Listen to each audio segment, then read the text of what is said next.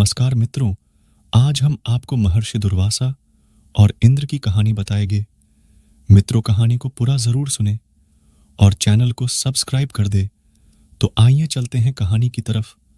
भारतीय धर्म संस्कृति में फूलों का महत्व बताया गया है। फूलों में दैवीय शक्तियां विद्यमान होती हैं, जो भक्तों की शक्ति को बढ़ा देती है। यह शक्ति हमें आंखों से दिखाई नहीं देती है, लेकिन फूलों से देवी देवता का पूजन करने से हमें लक्ष्मी, धन संपत्ति, वैभव तथा सभी तरह के सुखों की प्राप्ति होती है। इन्हीं फूलों में है एक खास वैजयंती का फूल, जो भगवान श्री कृष्ण को बहुत प्रिय है तथा जिसकी माला वे हमेशा अपने गले में धारण किए रहते हैं। अगर आपने कभी गलती से या अहंकार के चलते भगवान को चढ़ाए जाने वाले फूलों का अपमान कर दिया, तो आपको मां लक्ष्मी के कोप का शिकार होना पड़ सकता है। देवी देवताओं को चढ़ाए जाने वाले फूलों का कभी भी अपमान मत कीजिए। इस संबंध में कही गई एक पौराणिक कथा के अनुसार ब्रह्मा को भी महालक्ष्मी ने दर दर भटकने के लिए विवश कर दिया था।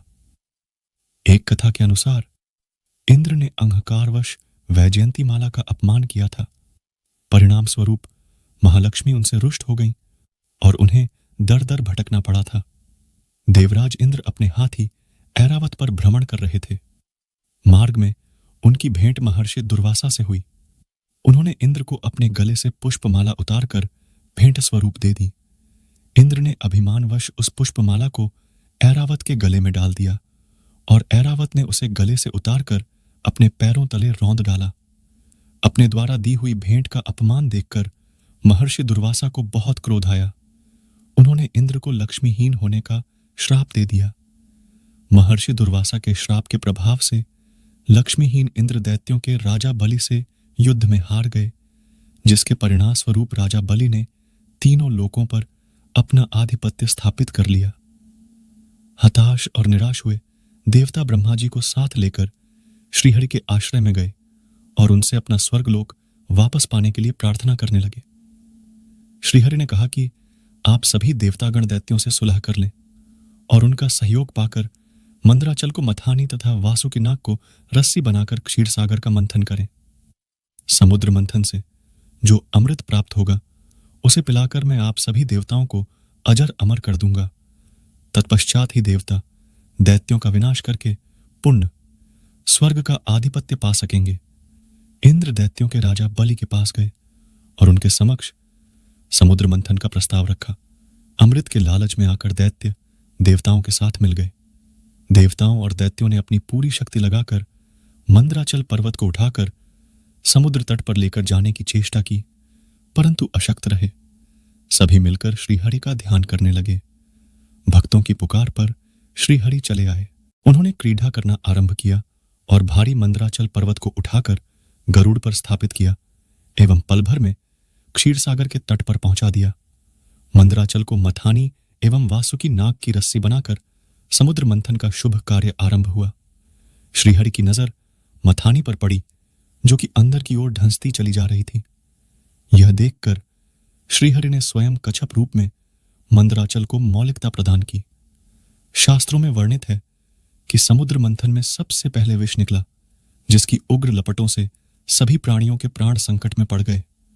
इसे भगवान शिव ने अपने कंठ में धारण किया और उसे अपने ऊपर हावी नहीं होने दिया, जिससे उनका कंठ नीला हो गया और वे नीलकंठ कहलाए।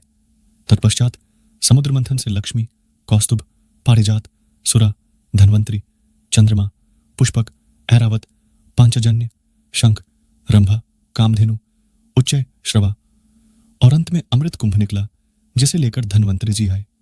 उनके हाथों से अमृत कलश छीनकर दैत्य भागने लगे, ताकि देवताओं से पूर्व अमृतपान करके वे अमर हो जाएं। दैत्यों के बीच कलश के लिए झगड़ा शुरू हो गया और देवता हताश खड़े थे। श्रीहरि अति सुंदर नारी रूप धारण करके देवता और दानवों के बीच पहुंच गए। इनके रूप पर मोहित होकर दानवों ने अमृत का कलश इन्हें सौंप दिया। मोहिनी रूपधारी भगवान ने कहा कि मैं जैसे भी विभाजन का कार्य करूं, चाहे वह उचित हो या अनुचित, तुम लोग बीच में बाधा उत्पन्न न करने का वचन दो, तभी मैं इस काम को करूंगी।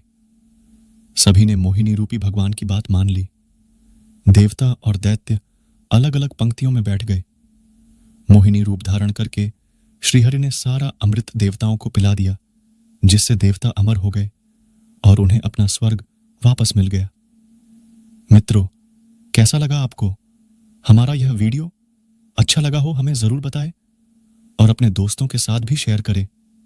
हम आपको बहुमूल्य जानकारियां उपलब्ध कराने के लिए समर्पित हैं। हम अपने इस कार्य में उनके समर्थन और सुझाव की अपेक्षा करते हैं, ताकि हमारा यह प्रयास और बेहतर हो सके। धन्यवाद। जय श्री कृष्ण।